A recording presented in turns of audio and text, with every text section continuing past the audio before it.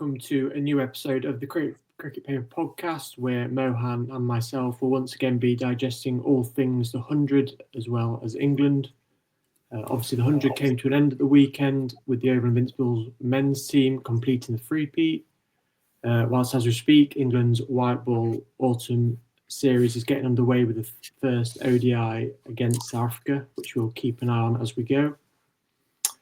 But let's just start first with the 100, Mohan. I think, as everyone kind of expected, and we touched upon it previously, the Oval Invincibles were just too strong for a very good Trent Rocket side and ran out rather comfortable winners in the end.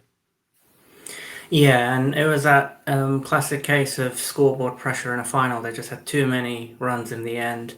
As hard as Marcus Stoinis tried to sort of have a final dash at that target, it just proved to be too many. And I think, the fact that they're three-time winners shows that they've clearly got something that's working for them, some kind of magic formula. They've sort of got a good settled side, something we've talked about as well over the last couple of weeks, the importance of having sort of a settled side and a settled core of players. It's no surprise that they've become three-time champions. Yeah, we kind of mentioned it previously. You see so many changes these days in sort of franchise cricket, but having that stable core there, a very good captain, Sam Billings. They don't have necessarily the big names, a few sort of players on the fringes of the England squad. There's only really like Will Jackson, Saqib Mahmood within, but they all know the roles and they nailed their overseas picks for what they needed, which I think a few other franchise teams struggled with a bit. Yeah, and I think you mentioned it there, the importance of the roles and responsibilities in these franchise competitions, and especially when you have a settled side, you know who exactly has to do what, sort of at what points in the game. And I think that ended up paying dividends for them. You make a good point that they're overseas players, and overseas players in general throughout the 100 were not necessarily always the topmost players all the time, but the players that they had also performed sort of as well as they could have.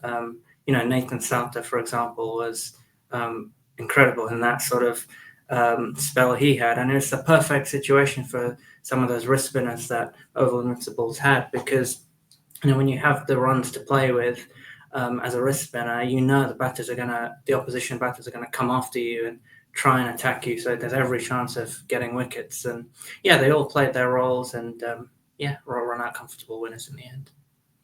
I think it'd be interesting to kind of see just how good the Oval Invincibles are. I mean, there's all this talk about a Champions League format coming to fruition next year with sort of franchise teams around the world. I mean, a lot of things to sort out before then, but it does make for a fascinating comparison to see how they would stack up against more established global franchises. Yeah, and I don't know about you, but I quite enjoyed that Champions League format when it was first around in, was it like 2009, 10-ish kind of time.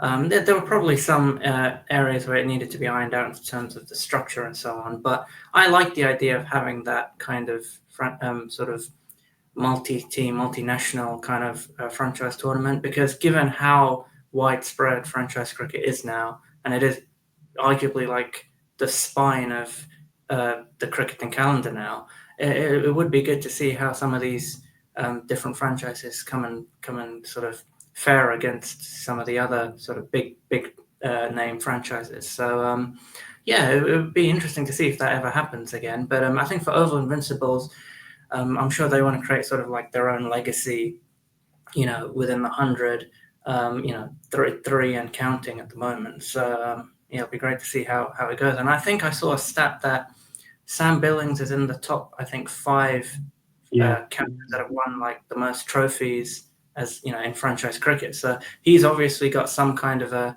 Midas touch as well as captain, because some of those wins are even outside of the Oval Invincibles. So he clearly has some kind of a skill and ability there. So I think Oval Invincibles are in good hands with Sam Billings.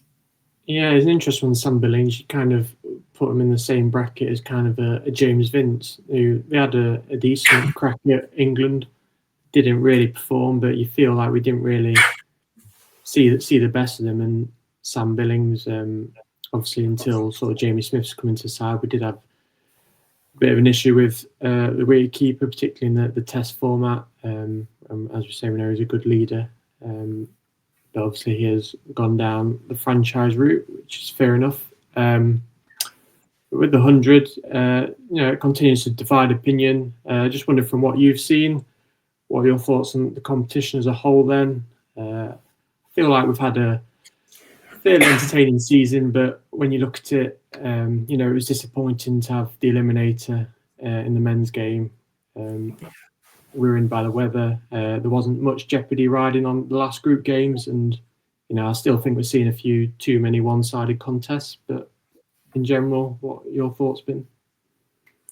Yes, I admittedly will admit that when this competition first started, I sort of felt like it wasn't entirely necessary, given there was already the Vitality Blast, and it seemed to be really healthy in this country. It was something that catered to, if you were fans of any county, you were represented in the Vitality Blast. Obviously, with the 100 and the franchise nature of it, it's a bit more limited. So I initially felt, was there a need for it? And also with the kind of unique rules that it had, which to me at the time seemed a bit sort of change for change's sake. But I think as time has gone on, I think it's carving out quite a unique niche for itself in this sort of 2020 landscape. And in many ways, it's sort of becoming a point of difference within that landscape, because obviously a lot of the other T20 leagues are, in their nature, T20s, and even the T10 leagues, they still all both sort of follow the normal rules of cricket, sort of 6-ball overs and all that, whereas the 100 has like its own kind of set of rules, the sets of 5, and if a bowler's doing well, the captain can keep them on for an additional 5. So that kind of creates like a sort of different strategic angles, which don't really come into play in the T20 and the T10. So from that point of view, I think it's something that has grown on me, and I think has probably grown on a few people sort of, outside of me. As far as, I think the biggest thing with the 100, which I think sets itself apart from the other franchise competitions, and the thing that really kind of appealed to me, was that, every day it's that double header kind of format where the women's format gets equal importance alongside the men's. I think, the target audience for the 100 was probably slightly different to the conventional kind of cricket target audience. It was intended for families and younger children, and obviously within families you've got sons and daughters, and you want all genders to be represented. And I think having the women's and the men's game happening on the same day, in the afternoon and the evening, I think was a really good way of kind of normalizing sort of the men's and women's game and giving it equal importance. And that the sort of the ticket structure of, if you get a ticket for the day, you can have it for the day, basically. So I think that was really good. And we've seen sort of the women's game come, leaps and bounds since the 100 began, in my opinion anyway. And we've seen some really good cricketers come out of that. And I know we're going to touch on Davina's innings soon, but that was an incredible knock, and just a testament to what happens if you sort of invest in that, in sort of the women's game, in sort of an equal way to the men's. And even some of the international, the big names, the overseas signings, I think they're also, I'm getting the sense, slowly warming to the 100. We've seen some really prominent names, such as Adam Zampa, who's like a big name Australian player, much sought after across T20 leagues, sort of come out quite openly to say, this is his favorite league, which is huge for the 100. And even sort of players like, Ravichandran Ashwin hoping to sort of put his name forward next year and so on. So I think it is slowly growing and slowly attracting attention. And I think Jordan Cox said it best. I think, there's no point trying to emulate the IPL or some of these other T20 leagues, because, at least with the IPL, it is always going to be the biggest. It's just in its nature. So there's no point competing with that. But let the 100 be its own thing. Let it be this sort of uniquely English, sort of family-oriented thing. And in time, if you keep investing in it, I think it could become quite an interesting sort of league moving forward, and sort of quite influential. We've already seen sort of some private equity come into it, some of the IPL franchise owners showing an interest in sort of getting involved, which is already huge. So, I think if the 100 stays as its own thing, and, the powers that be sort of focus on polishing it and sort of refining it, as opposed to trying to make it something it was never inherently meant to be, I think that could work in its favor. So I think the 100 has sort of started to grow on people. I think it is going in the right direction. I think what it's done for the youth and sort of women's cricket has been massive. And yeah, I'm actually, as someone who was a bit of a skeptic early on, I'll admit I'm kind of warming to it a little bit more. But what are your opinions on it? Because I know you're quite close to county cricket and sort of the backbone of like this country's cricket. Yeah, that's it. Sort of, obviously wasn't a major fan of the concept when it came in, as you say. It's still a little disappointing when you see sort of the schedule now, the impact it's had on sort of county cricket. And sort of the One Day Cup hasn't really. I mean, it's had great crowds, which is good to see, but it's not really had any media attention. And obviously, a lot of teams suffer from losing players. But yeah, I mean, I think you have to realise where the game is now, and the money as well, that it's provide the injection that is coming into these counties that a lot of them sort of desperately need. And franchise cricket, whether you like it or not, the short format cricket is the future of the game, really.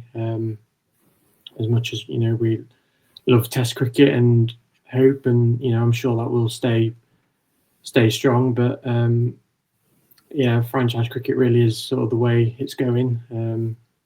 So it's one of the things you've got to try and get on board with it, give it a chance. And like you, sort of, I'm still not, its biggest fan, but I've been tuning in sort of a lot more as the years have gone on. And I'd say this year's probably watched as much as I have in previous years. And there's a few things where there could be improvements, but I think it's been a pretty decent year. And something that I was going to bring my next point, which you've kind of touched on, is there's a lot of talk about how it will look next year. As you said, a lot of the sales have been ratified. There's going to be this greater IPL influence. There's already been a couple of proposed name changes.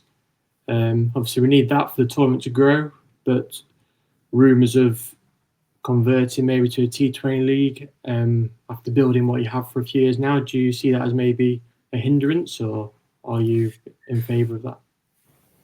I mean, I guess these kind of decisions will always go where the money is, basically. And I think, if the money seems to be the greatest, if this competition transforms into a T20, then that's probably going to happen.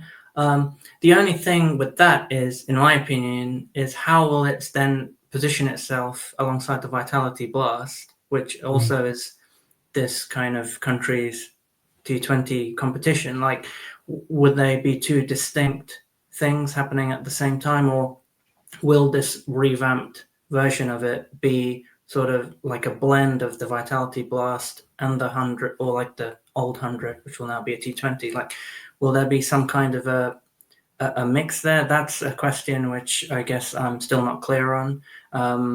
But I mean, you're right. I think it's worked so hard in the last 5 years to sort of, find its identity as this slightly different competition, and kind of get crowds to come back year on year to watch it and kind of get used to the rules and so on. So from that standpoint, it would be a bit sad if it, again, just becomes another T20 competition.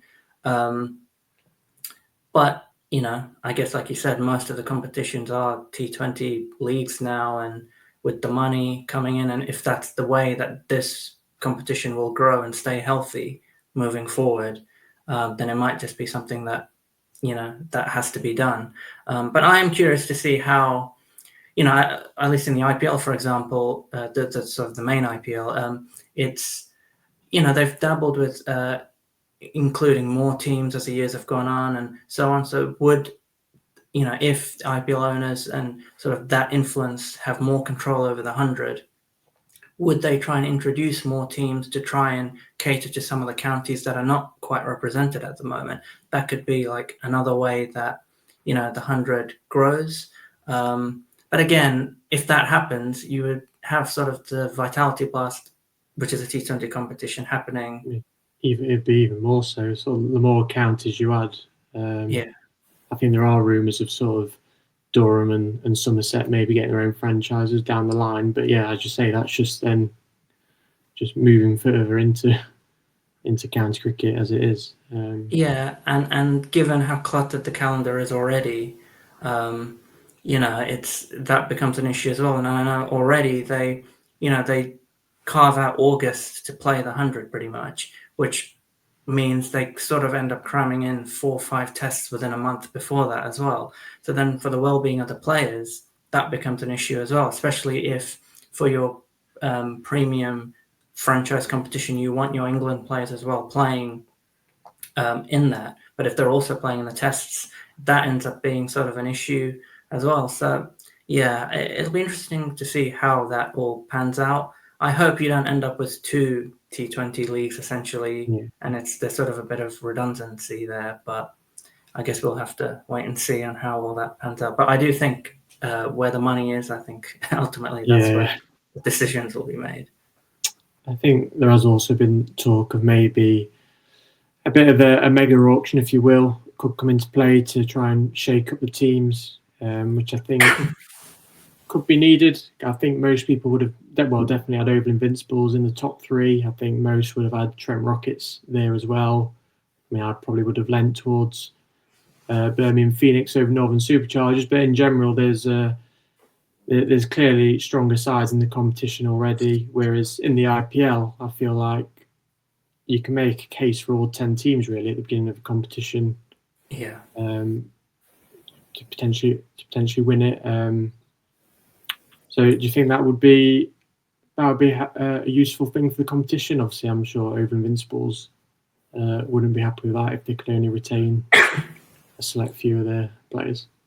I always think in the franchise scene, like having auctions, not every year, but fairly regularly. I think it helps keep things fresh. It keeps, as like fans, and maybe I'm just speaking for myself, but sometimes seeing those different combinations of players that you would never have dreamt of seeing coming together, like a few different combinations every few years, I think can keep things quite fresh. I think the benefit the IPL has is that, they carve out a window in the entire international calendar, basically, to let all countries send their players. Like no other cricket pretty much happens during that time. So I guess they benefit from that, whereas some of the other leagues, if there are clashes with other leagues or other internationals, it's basically up to the player to decide where they want to go. So I guess that kind of dilutes the overall talent pool a bit when it comes to the non-IPL leagues. But, in my opinion, I think having an auction every so often can be quite good. Because even in the IPL where they have auctions fairly regularly, we've seen a franchise like Chennai Super Kings basically keep the same core of players, for nearly a decade. Even Mumbai Indians, for example, they've kept pretty much the same group of players, or somehow ended up at the same group of players for, best part of a decade. So I think there are probably ways of somehow managing to keep the players that you want, the core from, year on year. But I think having a bit of that variety could make it interesting as well. Just having, different combinations playing. I personally would find that quite appealing. We'll move on to, we've already touched upon it, obviously a huge benefit to the women's game, not only the quality of the product, but also the large crowds coming in to watch. As we mentioned, sort of the double headers were, a great selling point, and I know you've seen some numbers published which back that up. But yeah, as I say, you've already touched upon it. But there's no doubt in how great of an impact the 100 has had on women's cricket. 100%, and I still think probably it's the 100th biggest win since it started has been that.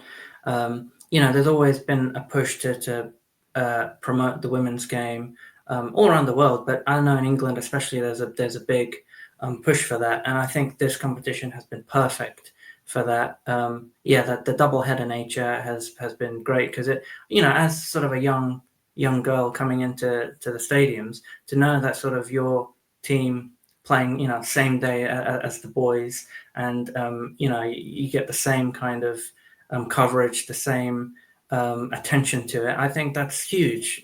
You feel like you're there on merit. You deserve a place there, and that's how it should be, really. I think that the women's game has benefited hugely from this. And I hope that doesn't get lost if in the future, things get revamped to a T20 structure and you get a lot more private equity and so on. I hope that kind of, not human aspect, but that kind of ground, sort of grassroots kind of approach to this competition doesn't get lost, because I think that's been one of its major selling points. I think, and we'll probably see the benefits of this in the future with the national women's team. I think a lot of good young girls are coming out of this. Again, I know we're going to touch on Davina's innings, but that's just one example of some of the great cricketers coming through.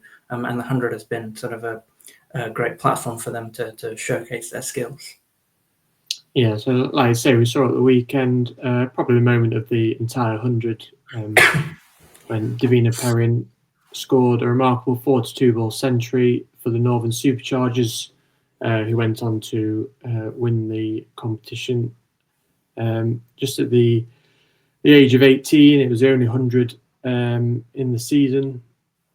Someone, as I say, at that age in a pressure game of the eliminator at the Oval, just a brilliant moment for her and her family, of course, but also the wider women's game. And I think it would have been one thing if it was one of the star sort of England internationals, or I know the Northern Superchargers had a couple of big Aussie overseas in Phoebe Litchfield and Annabelle Sutherland, but really fitting that it was, as you say, sort of a young England talent who produced that.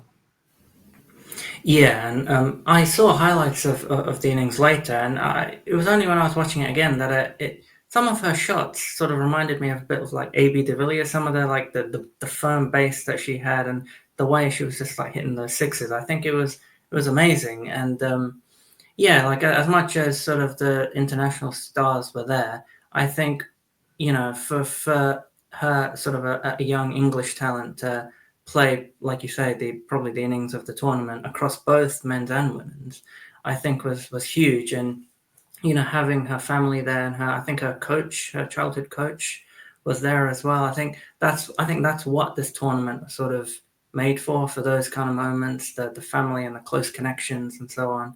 I thought that innings was outstanding, and I agree with you. I think it was the innings of the tournament.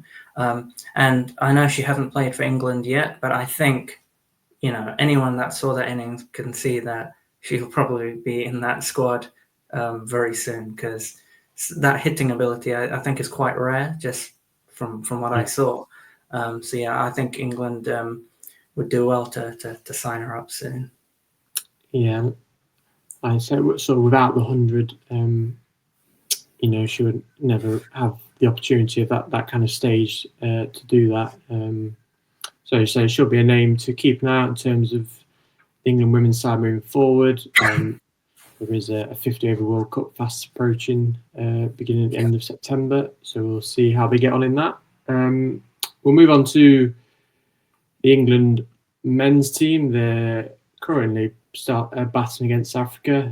Ben Duckett has gone cheaply, 33 for 1 in the 6th over, as I make it.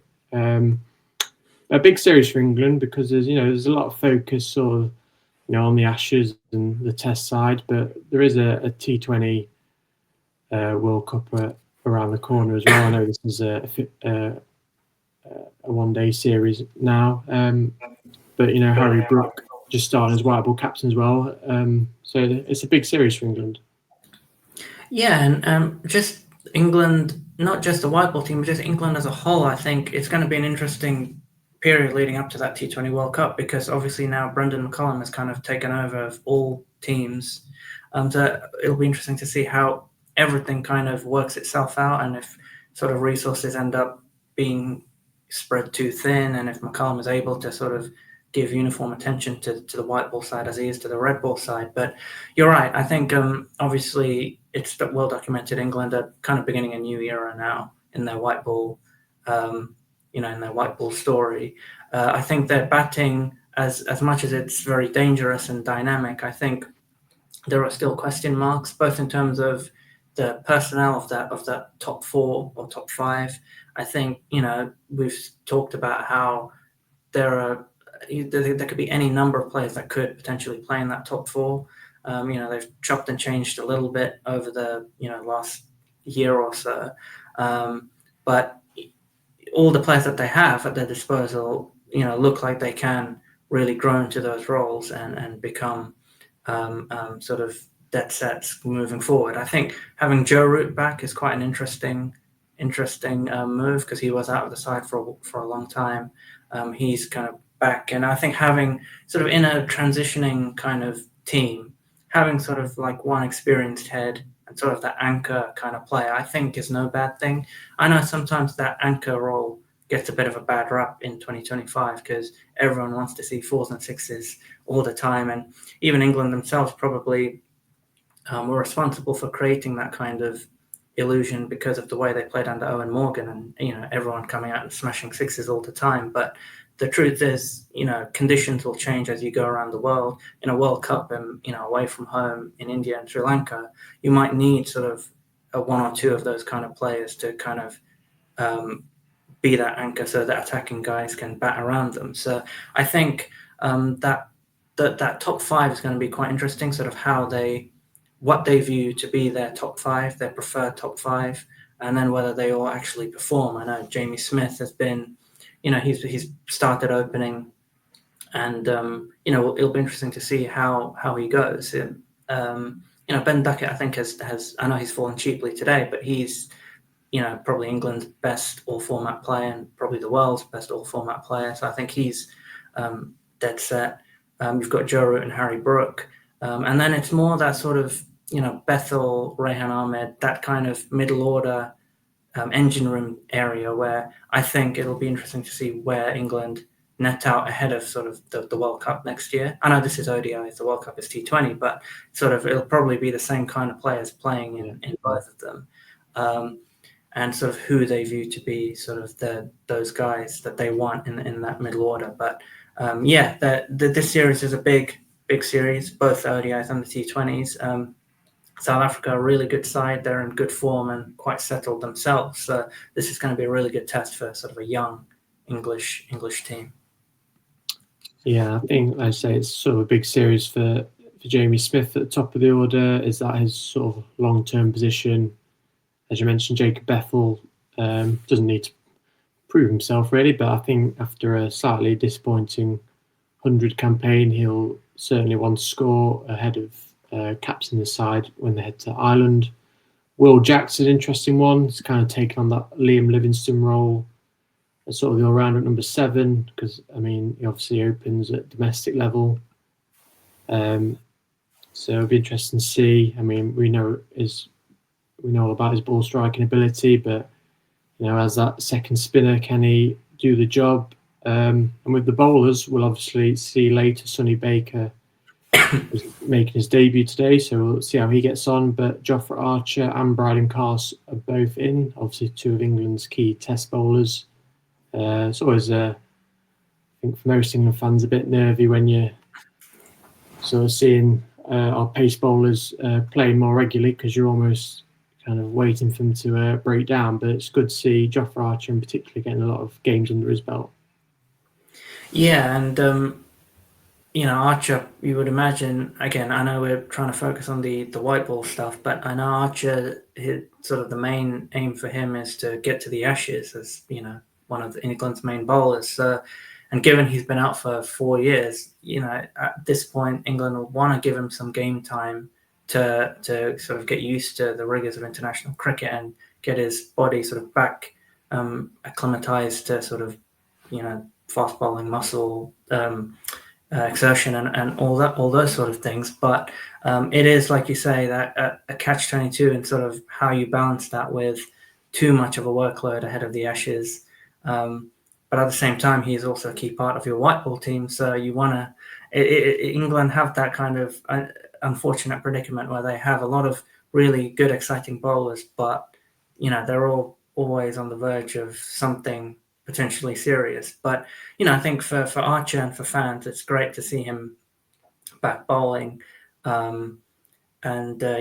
hope everything kind of goes well. I think for the England bowling attack as a whole, and I think we touched on it a couple of podcasts ago, they have the potential to sometimes feel a bit samey with all the right arm medium or fast medium bowlers. I know Archer is quicker than that, but generally, England can sometimes have that kind of samey feel to it. So it'll be interesting to see how they go in this ODI series and T20s to see if that kind of an issue crops up, because when you come up against certain teams who have big hitters at the end who line up bowlers at a similar pace, that can be a recipe for disaster for England potentially. But I think England have picked their best bowlers so far, so we hope they go well. Yeah, I think it was something that Josh Butler alluded to when he was in charge. Balancing the sort of the test squad and the white ball squads, and I think he said that he often didn't really have the best team out on the pitch that he wanted to. So it's good to see that England appear to have gone. They are virtually full strength. Obviously, Sonny Baker in for his debut. I'm interested to see how many sort of questions will be answered, because England don't tend to have too many issues at home. Obviously, as we saw in the pretty disastrous Champions Trophy, it is away from home where the issues lie. But for this series, it's going to be a challenge, because South Africa are a very good team just off the back of a win in Australia. They've obviously had a great year with the World Test Championship. But they've been sort of nearly men in white ball cricket, a very strong squad for well over a decade now, but they haven't managed to win a title. But they've got a couple of very young, exciting batters in the side playing today, so Tristan Stubbs and Deval Brevis. I know you've had a bit of insight into the South Africa camp. What are your thoughts on how they line up? Yeah, they're looking like a very settled team now. I think in today's game, it's only Rabada and Matthew Britsky who are missing out, and I think that's because of injury as opposed to being dropped for bad form. So they potentially can be stronger than they are turning out today. But even today's team, they look, they seem to have all bases covered. And yeah, they have some really exciting batters. I mean, I think Deval Brevis is penciled in to come in sort of 6 or something, which is quite, to have someone as explosive as him coming in so low is quite a threat from England's point of view. But yeah, they're looking really, really settled. They've come off some kind of sustained success across form, as you alluded to. They've obviously won the ODI series in Australia. Earlier in the year, they won the World Test Championship. And, I did have the opportunity to speak with Herschel Gibbs last week, and that interview will come out today. But he was kind of talking about how in South African cricket over the last couple of years, there's been sort of a unity across the squads, regardless of the format. And sort of the coach has kind of kept a set core of players that appear sort of across formats that I think has helped South Africa kind of ground themselves and understand sort of exactly what it is they want to achieve. And we keep talking about roles and responsibilities. I think, it's very clear that the senior players know exactly what they need to do. Aidan Markram Temba Bavumas, those kind of players. And then you have sprinkled on top these exciting talents like Matthew Bresky, who's not playing today, but he's had a great start to his ODI career. You've got Dewald Brevis, who had a great series in Australia, and even young bowlers like Kwena Mapaka, who is not in this team, but he's also come into the T20 side and has been great. So I think South Africa have a really good blend of experienced guys that sort of know what needs to be done and have kind of been there and done that. And you've also got this like next generation coming through that sort of just adds that excitement and that sort of X factor to their team. So, even though England are playing at home, I think they're going to have their work cut out because South Africa are a really good side. And I think one thing with South African teams generally, even going back to the 90s and 2000s, they're quite adaptable teams, quite versatile. They generally do quite well traveling. So I think even the South African side here in England, I think, I would be surprised if they sort of keeled over and they lost, in a whitewash. I think they're going to put up a really good fight against England. So, from Harry Brooks' perspective, I think England are going to have to just make sure that they, are a bit savvy in terms of how they play situations and conditions and not get too ahead of themselves and just think, we're playing at home, we're going to be aggressive. We have McCullum as our coach. We're going to go out and be ultra aggressive. I think South Africa are quite kind of well conditioned to kind of tackle that kind of stuff, given they have a good sort of core of experienced players. So it's going to be a really good contest on paper, and I think South Africa shaping up really nicely in the white ball stuff. Yeah, and they've had a bit of a hit over the past few years with sort of likes of Quinton de Kock and obviously very recently Heinrich Klaassen sort of stepping aside to prioritise franchise cricket. But I think it's good to see the likes of Aidan Markram, Kagiso Rabada, players that could easily do the same. But they're still with the squad, which is great to see. And I believe for the T20 series, obviously Donovan Ferreira joined the squad, who's obviously been in fine form in the 100.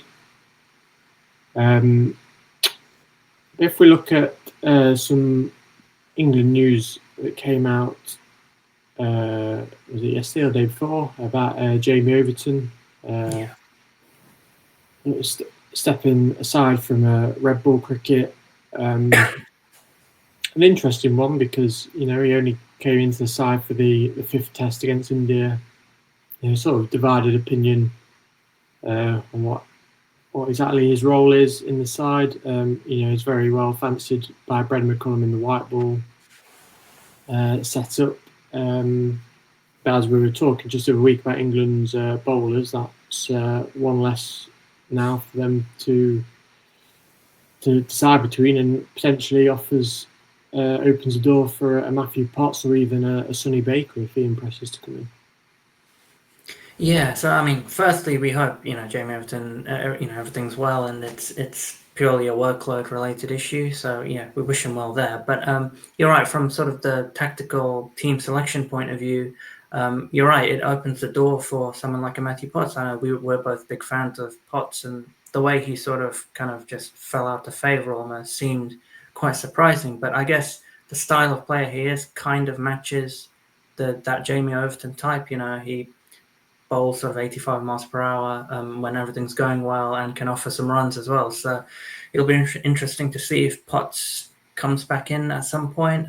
You're right, Sonny Baker now seems to be sort of on a sort of a sharp rise in terms of his fortunes and sort of the chances he's probably going to get.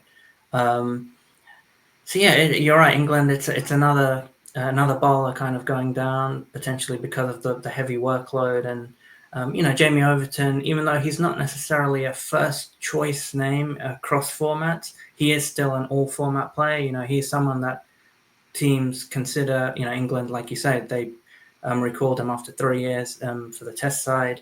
And it seemed like from what Rob Key said in response to Overton's announcement yesterday that, he was going to be part of England's plans moving forward.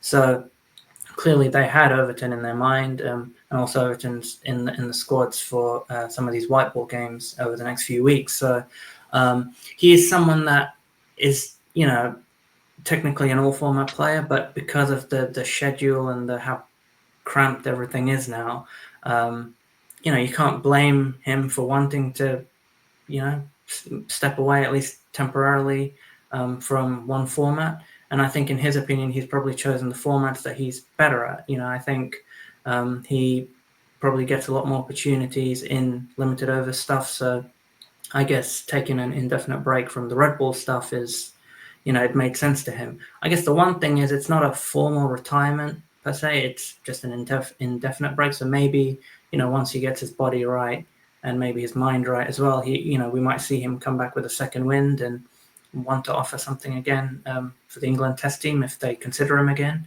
But yeah, he is, like you say, another England bowler that has possibly succumbed to sort of the injuries. I know during the 100 a couple of times I saw him hobbling and trying to get through spells, hobbling. So he I guess has decided that he just needs to focus on what will give him the most rewards. And, you can't begrudge players that anymore, given how cramped everything is and the opportunities.